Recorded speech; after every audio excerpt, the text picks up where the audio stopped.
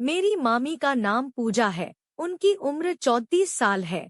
मेरे मामा के घर में मेरी मामी, मामा और उनका एक 2 साल का बेटा ही था।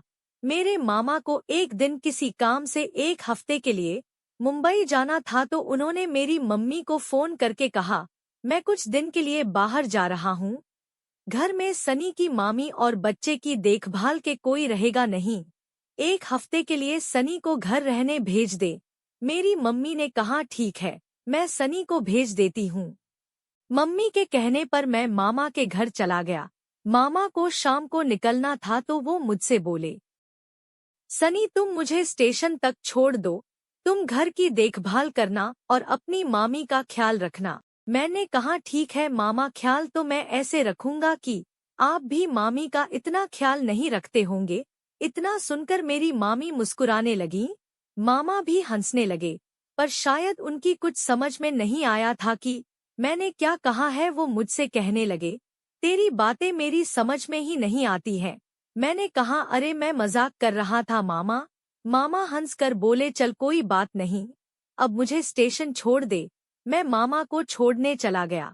आते वक्त मुझे टाइम लग गया, रात हो गई थी। मैं आया तो देखा मामी अभी जग रही थी। मामी ने मुझसे कहा बहुत टाइम लग गया आने में, चलो खाना खा लो।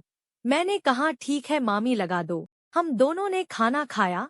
बात ही बात में मामी ने बताया कि मुझे बड़ा बुरा लग रहा था कि तेरे मामा जी आज जा रहे हैं। मैंने कहा क्यों? मामी कल मेरा बर्थडे है, इसलिए मैंने उन्हें एडवांस में विश किया और जन्मदिन मनाने को लेकर मामी से बात करने लगा। मामी ने कहा कल खाने में कुछ खास बनाऊंगी। मैंने कहा ठीक है मामी, जैसी आपकी मर्जी। मामी ने कहा मगर तुम मुझे गिफ्ट क्या दोगे?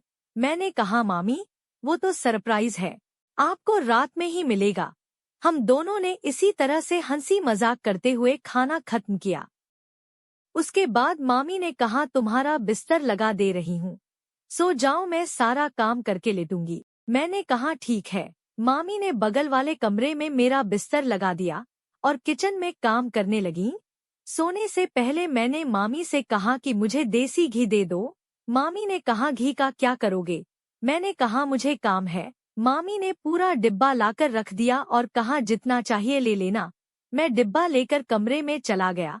मैंने कमरे की खिड़कियां खोल दी। मैं आकर लेट गया। सुबह उठकर देखा तो मेरे पास घी का डिब्बा नहीं था।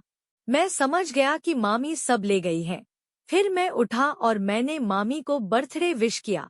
वो बोली, मुझे पता चल गया है कि आज तुम मुझे क्या गिफ्ट दोगे। मैंने कहा क्या दूंगा बताओ। वो हंसकर बोली मैं नहीं बताऊंगी। मैंने कहा ठीक है मामी मत बताओ, आप तो बस ले लेना।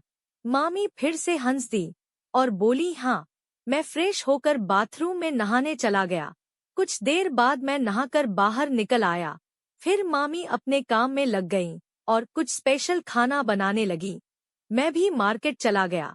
मैंने उधर बाजार में ही कुछ फास्ट फूड खाकर अपनी भूख मिटा ली थी।